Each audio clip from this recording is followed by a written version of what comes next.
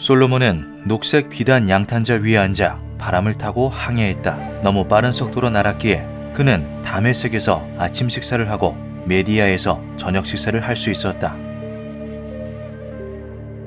위대한 다윗 왕의 네 번째 아들 솔로몬, 야훼에게서 명석함을 물려받은 지혜의 왕이자 옛 이스라엘의 최고 황금기를 이끌었던 명군.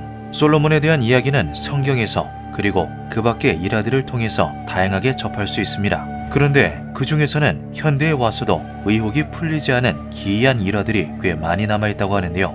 가장 유명한 것이 바로 솔로몬이 타고 다녔다는 마법의 양탄자 기록이죠. 이것은 그저 만화적 각색을 통해서만 등장하는 이야기가 아닙니다. 히브리와 페르시아의 신화, 아제르바이잔의 민담, 중동의 각종 설화 속에 나오는 하늘을 날아다니는 양탄자는 마치 뚜렷한 실체를 가지고 있는 듯 쓰여 있는데요. 이것은 솔로몬에게만 국한되는 것이 아니었으며 다양한 인물과 나라들을 대상으로 아주 광범위하게 퍼져 있었죠. 그중 20세기 말 프랑스의 탐험가 앙리 바크가 찾아낸 기록은 학자들 사이에서도 큰 논란이 되었습니다. 바크는 카스피해 근처 알라무트의 오래된 유적지에서 낡은 두루마리 사본을 발견하였는데요. 두루마리의 특징으로 미루어 보아 1300년대의 유물인 것으로 추정되었으며 700년이라는 세월이 지났음에도 보존 상태가 아주 좋아 보였죠. 이것을 작성한 이는 아이작 벤셀이라는 유대인 학자로 그 내용들은 가히 충격적이었습니다. 기원전 977년 세바 여왕의 즉위식에서 왕실학자가 땅에서 약간 떠오를 수 있는 작은 갈색 양탄자를 시연했다. 이에 관심을 보인 여왕은 사람이 이 위에 앉을 수 있게 능력을 더욱 향상시키라 명령했다. 몇 년 후 학자는 그것을 성공해냈다. 세바 여왕은 아라비아 남부에 위치했던 고대 국가 사바 왕국을 다스렸던 여왕으로 솔로몬과 만나 그의 지혜를 시험하였다고 전해지는 인물입니다. 그녀의 정체, 그녀가 다스렸다는 나라에 대해서는 아직 학계의 의견이 분분하지만 솔로몬 왕과 세바 여왕은 모두 마법의 양탄자라는 접점을 가지고 있죠. 아이작의 놀라운 기록은 여기서 끝이 아니었습니다. 프톨레마이오스 왕이 설립한 알렉산드리아 대도서관에는 독자들을 위해서 날아다니는 양탄자가 대량으로 구비되어 있었다. 그들은 파피루스 사본이 놓여진 선반 사이를 앞뒤로 위아래로 미끄러져 움직이며 4만 권의 두루마리가 쌓인 높다란 서고를 오갔다. 이 건물의 천장은 굉장히 높아서 독자들은 공중에 떠서 책을 읽는 것을 선호하였다.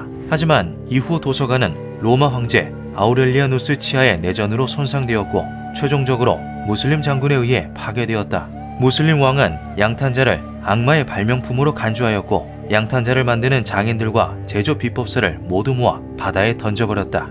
앙리 바크는 이 놀라운 기록을 저명한 언어학자 셉티무스 교수에게 전달하였습니다. 셉티무스 교수는 글로벌 개발센터의 연구진과 함께 그것을 페르시아어에서 영어로 번역한 후 세계 각국의 학자들을 급하게 소집하여 유니버시티 오브 런던에서 회의를 개최하였는데요. 하지만 정작 바크는 아이 출산으로 인해 이 중요한 회의에 참석하지 못하였고 학자들은 기록의 신빙성, 발견자의 부재 등을 문제 삼으며 앙리 바크를 강도 높게 비난하였죠. 이것을 바크에게서 전해받았던 셉티무스 교수는 이 고문서가 위조로 보이지는 않았다며 더 철저한 검증과 조사가 이루어져야 한다고 강조하였습니다. 다소 소란스러운 긴급회의가 끝난 후 아이작의 두루마리는 이탈리아의 트리에스테에 위치한 레오나르도 다빈치 연구소로 보내져 탄소연대 측정 및 정밀 검사가 진행되었죠.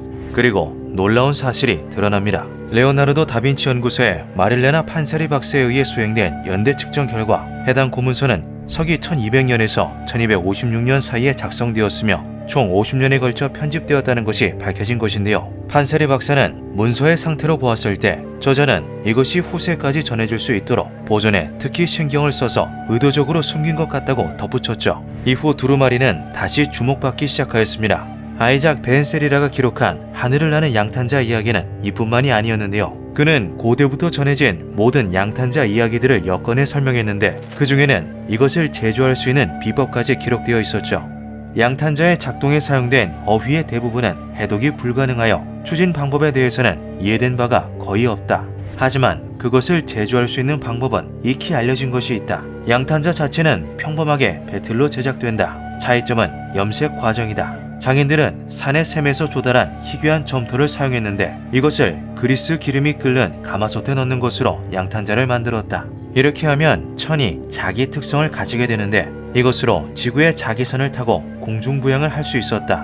완성된 양탄자는 점토의 농도에 따라 지상에서 몇 피트 또는 몇백 피트 위를 맴돌았다. 하지만 아이작이 언급한 희귀한 점토와 그리스 기름이 무엇을 말하는 건지는 해석되지 못했습니다.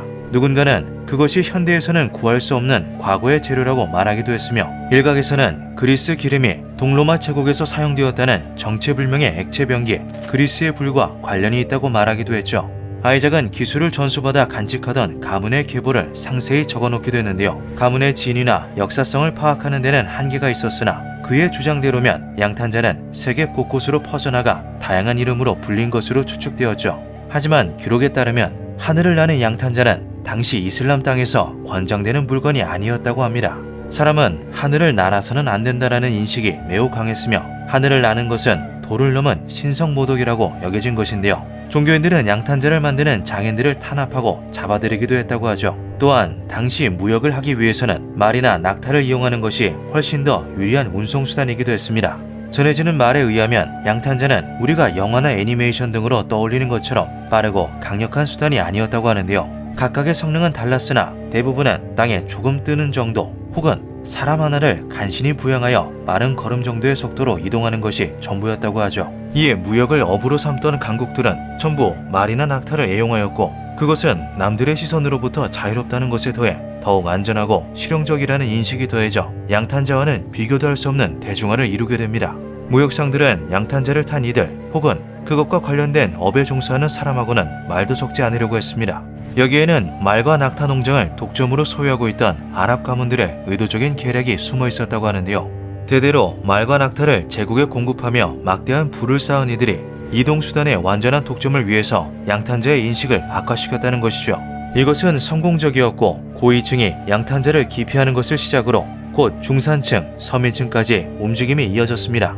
양탄자가 부진할수록 말과 낙타 시장은 번성하였으며, 아라비아 말과 무역 낙타들은 아주 비싼 값에 거래되었죠.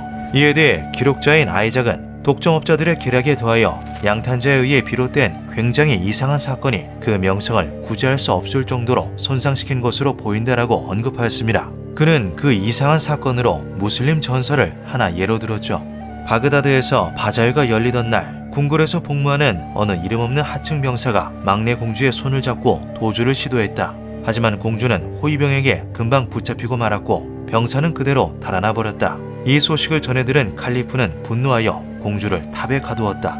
며칠 뒤 그 병사는 양탄자를 타고 다시 나타나 공주를 탑에서 구출해낸 뒤 대중들이 모두 보는 앞에서 시장을 한 바퀴 빙 돌고는 사라졌다. 곧 정의 근위대가 그들을 추격했지만 이들을 끝내 찾을 수는 없었다고 한다. 이후 칼리프는 양탄자를 만들고 판매하는 이들을 모두 잡아들이라 명했다. 그렇게 모인 30명의 장인과 그 가족들은 청중이 보는 앞에서 온갖 모욕을 당한 후 사형 집행인에 의해 전부 목이 잘렸다.